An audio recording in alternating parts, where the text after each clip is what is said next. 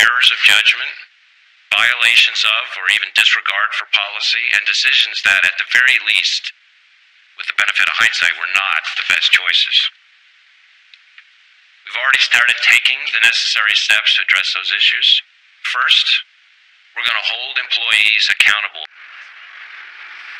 Also, Director Wray emphasized that this was a single investigation and a handful of employees were involved. He also emphasized that this does not in any way, in his opinion, impugn the overall integrity of the FBI and its workforce, Brett. Catherine, great job reporting. Thank you. Let's get reaction now from the chairman of two major House committees looking into all this. Trey Gowdy is chairman of the House Oversight and Government Reform Committee, and Bob Goodlatte chairs the House Judiciary Committee. Gentlemen, thanks for being here. Chairman Gowdy, first to you, just a broad overview. What strikes you about this report? What's hit you when you look at the 568 pages? Just what a dark day it is for the FBI and the DOJ, two institutions our country desperately needs. We desperately have to be able to have confidence in them.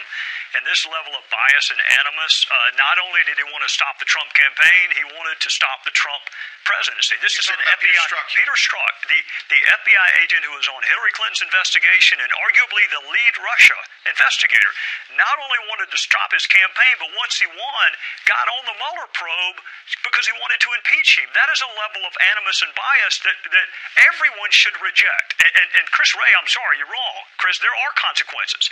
The consequences are that your fellow citizens question whether or not they can have confidence in the world's premier law enforcement agency, and that's coming from somebody who's defended him a lot throughout his career. This was a bitterly disappointing report. Chairman Goodlatte. Well, first of all, this report shows that there was special treatment given to Hillary Clinton in the investigation of her case. There is not standard procedures followed in investigating her, and there was special treatment given. There's no doubt that this was not proper process, and the report shows time and time again how Director Comey and others made mistakes, errors in judgment, or deliberate. People can draw their own conclusions, but it was improperly handled. And as Trey said, you then put that up against how the investigation has been handled into the so-called Trump-Russia collusion, and you have a contrast that is shocking in terms of how they handled one presidential campaign compared to another. It's got to be investigated further. Changes have got to be made. I will compliment Director Wray on some of the personnel changes that have been made. I will compliment him on saying that there's sobering lessons learned from this. We need to see changes made so in 2020 we don't see another presidential campaign handled like this. So when you hear Republicans and people who've been looking into this and say this 568 pages there's just not a lot there, or that Horowitz kind of left something on the table, how do you respond to that? This is a very thorough investigation. He takes minutia and examines each piece carefully, draws his conclusions, and I commend him. I think it's a well-done report. Now, I never expected he would find every single thing, as some critics have said, but he did find all kinds of irregularities here. When you couple that with the struck page texts, including this new one that has come out recently, where part of it was redacted, by the way. We only recently learned the whole sentence about how he was going to stop Donald Trump from being president of the United States. That is improper for the FBI. And quite frankly, this is the world's premier law enforcement organization, and it's besmirching the reputation of tens of thousands of brave men and women who keep us safe, prevent terrorist attacks, fight crime every single day. And a handful of people in the hierarchy of the organization have caused serious damage. All right, let's put up the August 8th, 2016. That is the one where a page says Trump's never going to be president, right, and Strzok text back. That part was redacted in the documents you received. No, he's not. We'll stop it. Here's another part that we believe in November 22nd, 2016, FBI Attorney 1, is it making you rethink your commitment to the Trump administration? I think that's Lisa Page. Attorney 2, hell no, viva la resistance. And we believe that's Peter Strzok. Let me play this soundbite, Congressman Gowdy, from Jim Comey in his interview here in Special Report. I asked about these Strzok page texts, and if he knew now what he knew then, what he would do. I'd have removed both of them from any contact with significant investigations. So shouldn't their work, including those involving anybody connected to President Trump, but beyond that, because it's just such their poor judgment. work product then be questioned? Sure, it's a reasonable question to ask. So they were bad-mouthing everybody, including the candidate Trump. So Peter Strzok interviews Hillary Clinton, deals with the bleach bit and the server and Cheryl Mills, all of that, interviews Michael Flynn. and is integral in this whole case. But he's one of many other people involved in all the things you just ticked off. When I saw the text, I was deeply disappointed in them, but I never saw any bias. Any bias? Well, he's not reading the same text I'm reading. I mean, Peter Strzok said that the vote should be 100 million to 0. He can't think of a single solitary American that should vote for Donald Trump to be president. He said he'll stop it as a candidate. He talked about impeachment once he won. Actually, Director Comey unwittingly just proved the point of the question you asked him on follow-up. Would you have kept him on the investigation had you known what you know now? And he said no. Okay, why not? Because bias is that insidious, that is that pervasive. It colors your ability to do what we need the FBI to do, which is to be fair and fact-centric. So, of course, you're going to fire him the day you learn. In my head, I go back, when did you start working on the case? That's when you should have been fired. So whatever he did on either of these investigations, Brett, it has to be viewed through the prism that he can't think of a single solitary person that should vote for this man to be president. So Strzok's attorney says this is taken out of context. It didn't affect his decisions.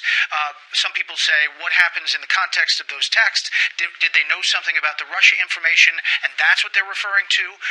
Do you think that this changes at all in context, or in a vacuum it's just damning? It changes a lot going forward, because I don't know how my fellow citizens are going to be able to have confidence. I mean, Russia did something to our country in 2016.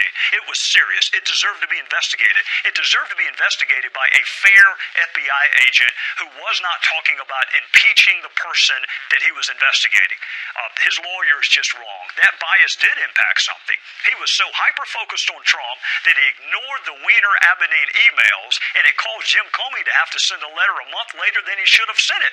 The other point, Brett, is this. Why is it our job to prove that Strzok's bias impacted his decision-making? I got a better idea. Strzok, you come before Congress, you come before the American public, and prove to us that your manifest animus towards Donald Trump did not affect your decisions. Let me ask one more question on this. Hold on one second. What Trey said, because Trey is exactly right. We have been requesting that he be produced as a witness for quite some time now, and if that agreement is not reached, we are very shortly going to issue a subpoena for him to appear. Speaking of that, there's also documents that you want that you still haven't received. And this process has been going on. We have set up a better process. We're making progress. We actually have a room down at the Department of Justice where they are producing tens of thousands of documents, and our investigators are going through those, identifying the ones that we want produced. They are producing them. So we're making progress in that regard, but we also have other documents they have not produced, and that we're making progress on that. We have meetings coming up shortly on how to get those additional documents requested produced. This is the American people right to know. The Congress is their representatives. These documents have got to be produced. There is no reason not to produce them. Chairman Gowdy, the last time you talked about the FBI inner workings, it was about this allegation of Spygate and all of that. You said at the time that you thought that the president and others would think that the FBI was doing what they were supposed to be doing. In context of this, and you're animated about what you're learning out of this IG report, does it change your perspective of how this has all progressed, even when it comes to the Russia investigation? Brett, I'm animated because Russia tried to undermine the fundamentals of our democracy in 2016. And I think anyone who heard what any law enforcement agency heard in the summer of 2016, every one of my fellow citizens would say, you go find out whether that's true or not. You go find out whether or not a foreign, hostile country is going to mess with our election. What my fellow citizens also expect is for the agent that does the follow-up to be free of taint and bias, like 99% of the FBI agents are. It just so happened the one picked to follow up and lead the Russia investigation has manifest animus and can't think of a single person to vote for Donald Trump. So those two are inextricably intertwined. Most of my fellow citizens would say, yeah, I want to know what Russia was doing to us in 2016, but I also want the person that's finding out, that's investigating it, to be free of bias and free of taint. And they would say Mueller fired that guy. He did fire him, and God only knows what damage he was done before Mueller fired him. This is what's so pervasive about bias, Brett. It doesn't matter what Mueller comes up with. Some people are going to believe, because Strzok's level of animus was so high, that you can't remove the taint. House Oversight Committee Chairman Trey Gowdy told Fox News Sunday that House Speaker Paul Ryan led a meeting Friday night with senior members of the DOJ and FBI, and made it clear that there's going to be action on the floor of the House this week if FBI and DOJ do not comply with our subpoena request. The House Judiciary Committee has requested more than 1 million documents from the FBI and DOJ relating to the Hillary Clinton email probe, the firing of former top FBI official Andrew McCabe, and reported surveillance of a Trump aide during the 2016 presidential election. But Republicans have accused the DOJ and FBI of stonewalling and intentionally impeding their investigation, despite the agency's claims that fulfilling the request requires a careful review of the sensitive documents.